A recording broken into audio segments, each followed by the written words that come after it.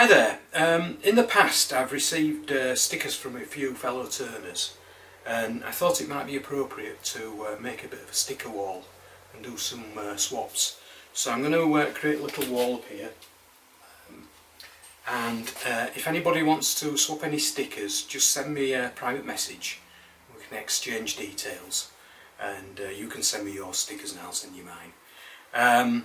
I might have to have some of mine reprinted though, because I'm running a bit short, but we'll see how we get on. Secondly, it's that time of the month again, and Woodturning magazine is out, and this month there was a feature stroke article in there about some off-centre turning to make a candlestick holder, and that got me thinking that I wonder if you could somehow do some off-centre turning but create some kind of a twist in it. So what I'm going to try and do is create a little vase.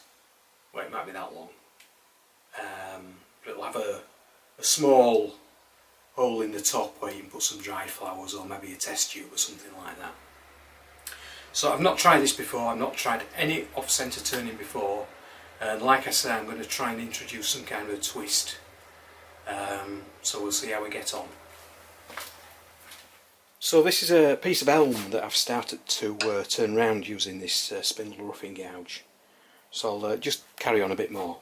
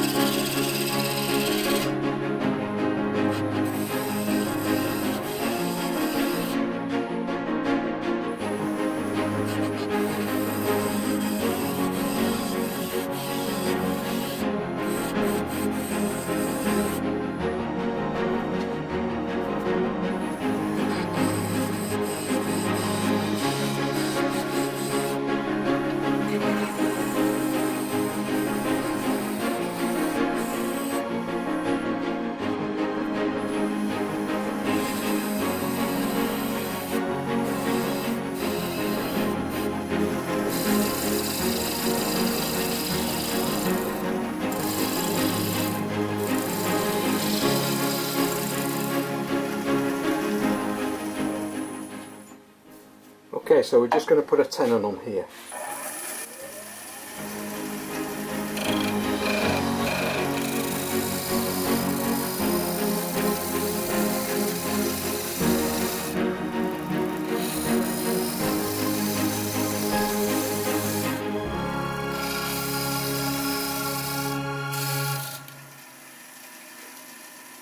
So this is an Axminster multi-head live centre that I'm using for the first time. I'm just going to true up this face here.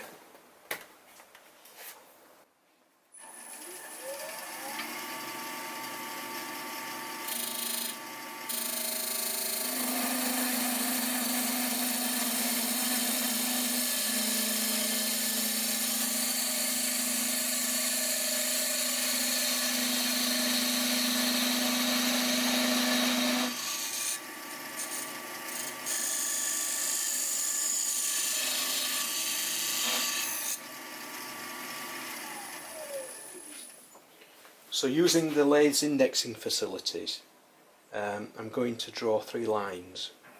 So that's the first one, and then using the indexing I'm going to turn this 120 degrees and draw another line, and then turn it again 120 degrees and draw another line. So I'll end up with 3 lines on here, all the same distance apart. Okay, so I've just taken the wood off the lathe and I've drawn from the edge into the centre, and then from the centre marked a spot 10mm from the centre on all of the 3 lines, and that's where we're going to off-centre. So what I've done on the tenon end is marked the position 60 degrees in from the line that runs down to the other end.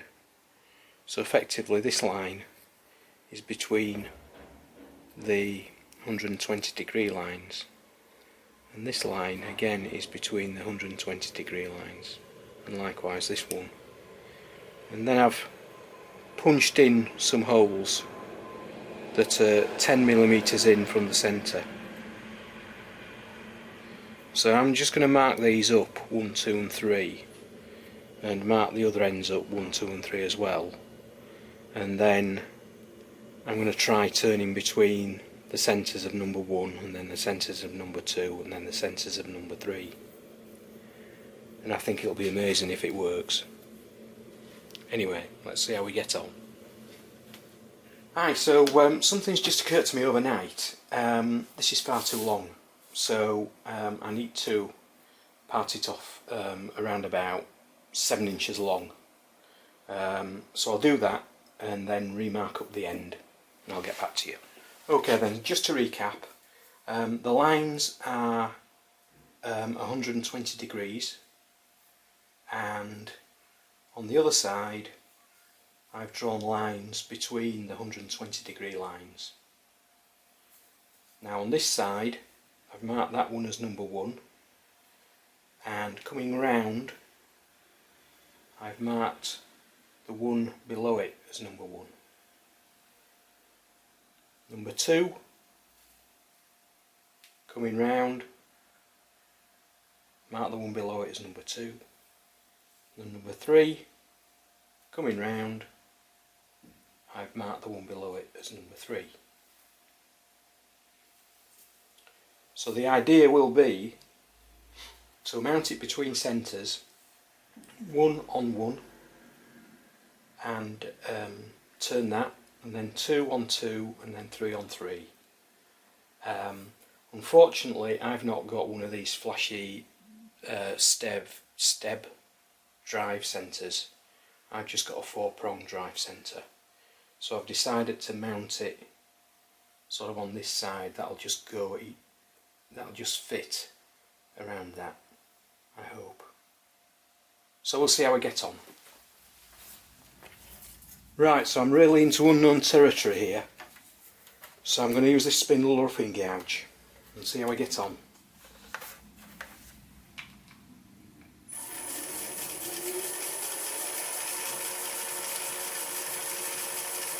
$700 revs.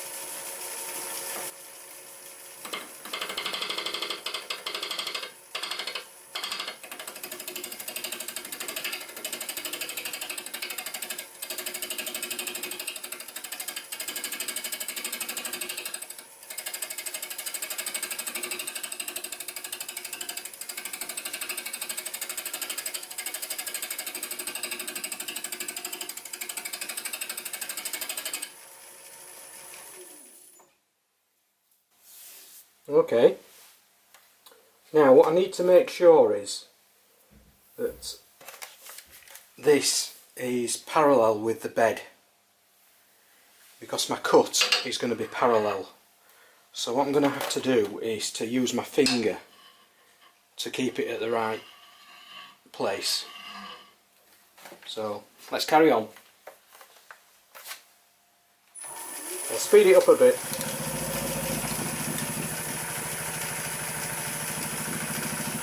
About 800.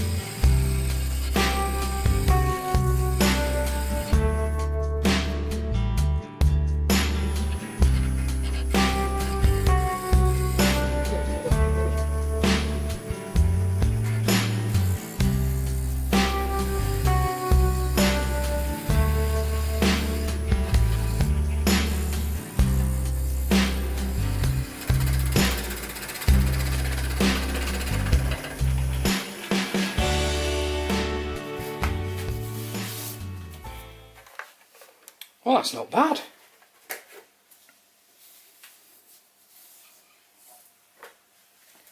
So I've just gone over this edge here, so I need to make a similar cut on number 2 and number 3.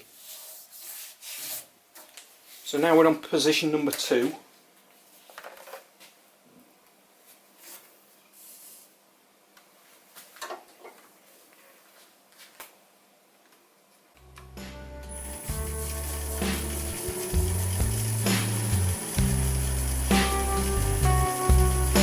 Revs.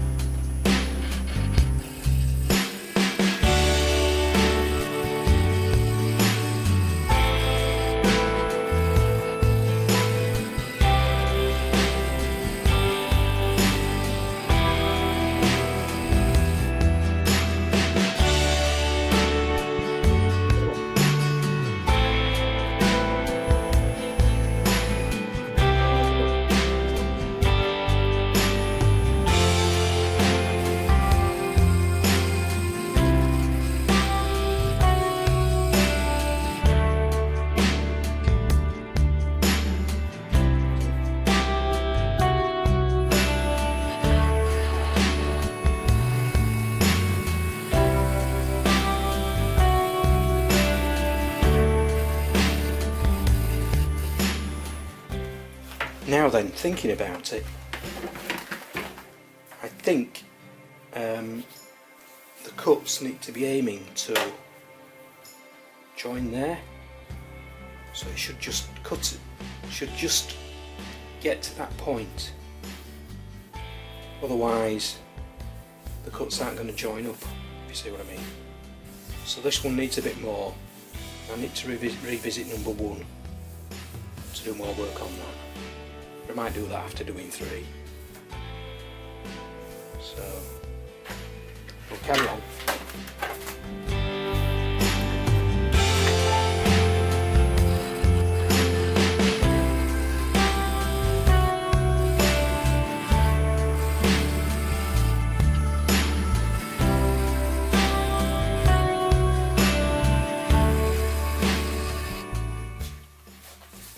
Now number 3.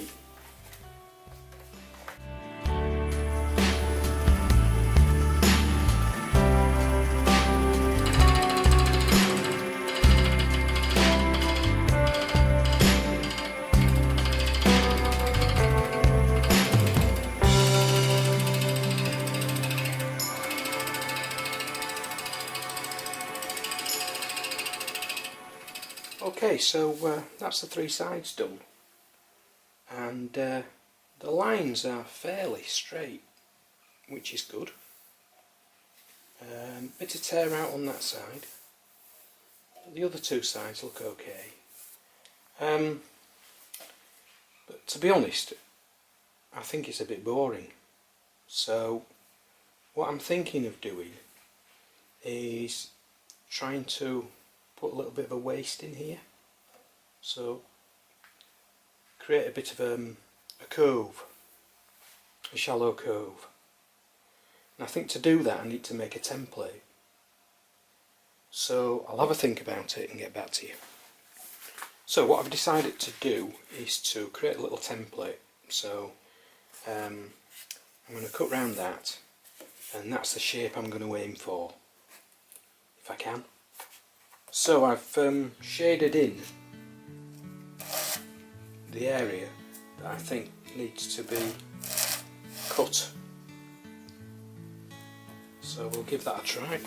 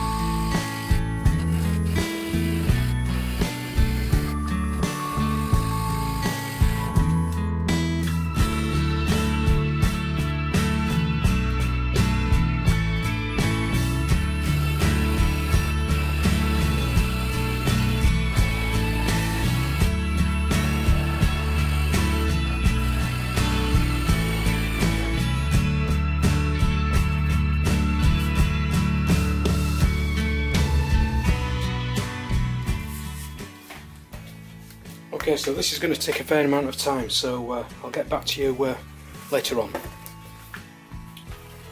And now this is on the third side.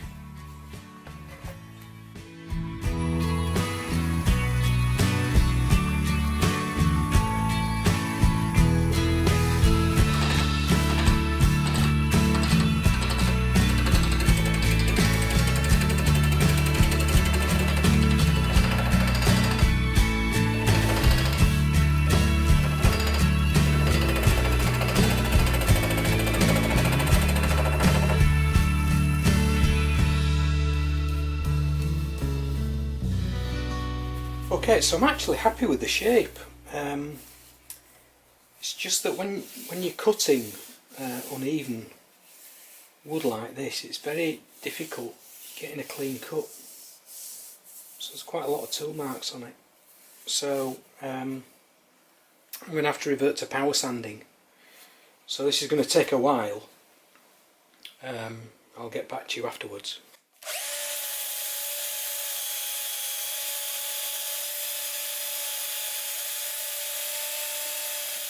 I've just realised that I've lost the tenon, so I'm going to have to put a tenon back on here.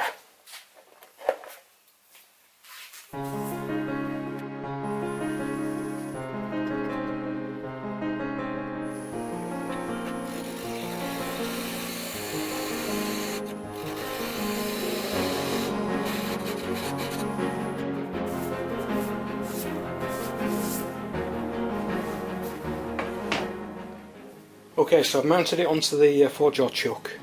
I'm just going to tidy up this the top and prepare it for drilling.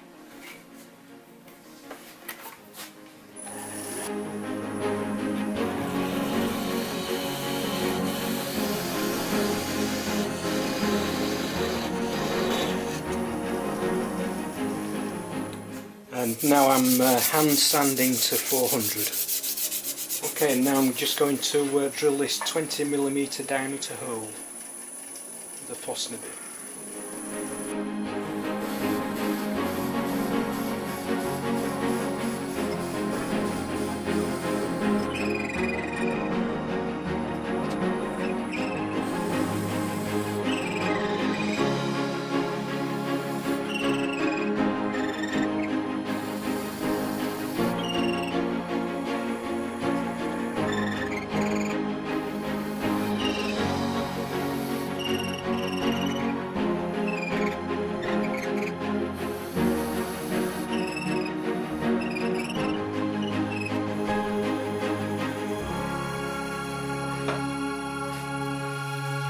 Okay, so I've sanded it to 400 and now I'm going to finish it with some cellulose sanding sealer, Yorkshire grit and Hampshire sheen eye gloss.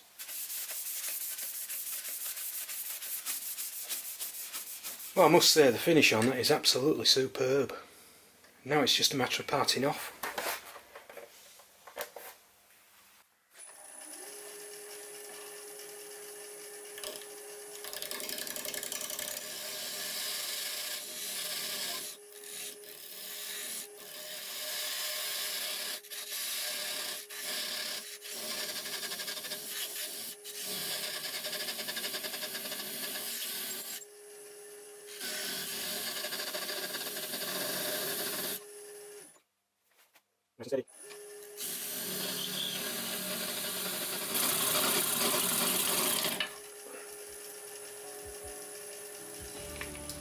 Well, that was a very interesting little project. So what have I learned? I suppose I've learned that offset turning didn't really seem to be that difficult. It was a very interesting method to follow, very enjoyable, and I'm very happy with the result. I managed to get the curves in that I was looking for and the little twist. The curves are all sort of uniform and it's quite got a tactile feel to it, so I'm very happy with it. Hope you like it.